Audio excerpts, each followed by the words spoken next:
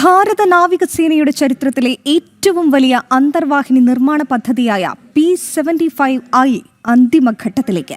രാജ്യത്തിന്റെ സമുദ്ര സുരക്ഷയും കടലിനടിയിലെ യുദ്ധശേഷിയും വർദ്ധിപ്പിക്കുന്നതിനായി 70,000 കോടി രൂപ ചെലവഴിച്ചുള്ള 6 അത്യാധുനിക ഓർഡിനറി അന്തർവാഹിനികളുടെ നിർമ്മാണത്തിനാണ് കരട് രൂപമായത്.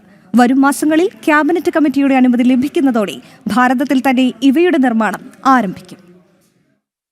മുൻപ് പ്രതിരോധ വിദഗ്ധർ ചൂണ്ടിക്കാണിച്ച നാവികസേനയുടെ അന്തർവാഹിനി ക്ഷാമത്തിന് ശാശ്വത പരിഹാരമാണ് കേന്ദ്ര സർക്കാർ മുന്നോട്ട് വെക്കുന്നത്. ഇന്ത്യയിൽ വെച്ച് തന്നെ നിർമ്മിക്കുന്ന 6 അന്തർവാഹിനികൾ ജർമ്മനിയുടെ ടൈപ്പ് 214 ഡിസൈന്റെ അത്യാധുനിക രൂപത്തെ അടിസ്ഥാനമാക്കിയുള്ളതാണ്.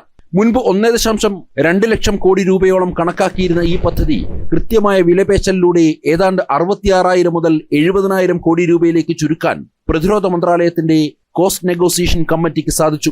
പുതിയ അന്തർവാഹിനികളുടെ ഏറ്റവും വലിയ കരുത്ത് അവയിലുള്ള ഫ്യൂവൽ സെൽ അധിഷ്ഠിത എയർ ഇൻഡിപെൻഡന്റ് പ്രൊപ്പൽഷൻ സിസ്റ്റമാണ്. സാധാരണ ഡീസൽ അന്തർവാഹിനികൾക്ക് ബാറ്ററികൾ റീചാർജ് ചെയ്യാനായി ഓരോ 2 ദിവസം കൂടുമ്പോഴും കടലിന്റെ ഉപരിതലത്തിലേക്ക് വരേണ്ടതുണ്ട്. എന്നാൽ AIP സാങ്കേതിക വിദ്യയുള്ള പുതിയ അന്തർവാഹിനികൾക്ക് 2 മുതൽ 3 ആഴ്ചകൾ വരെ പൂർണ്ണമായും കടലിനടിയിൽ ഒളിച്ചിരിക്കാൻ സാധിക്കും. ശബ്ദം തീരെയില്ലാത്ത ഈ സബ്മറൈനുകളിൽ കപ്പൽ വിരുദ്ധ മിസൈലുകളും കരയിലേക്ക് ആക്രമണം നടത്താൻ ശേഷിയുള്ള ക്രൂയിസ് മിസൈലുകളും ഘടിപ്പിക്കും.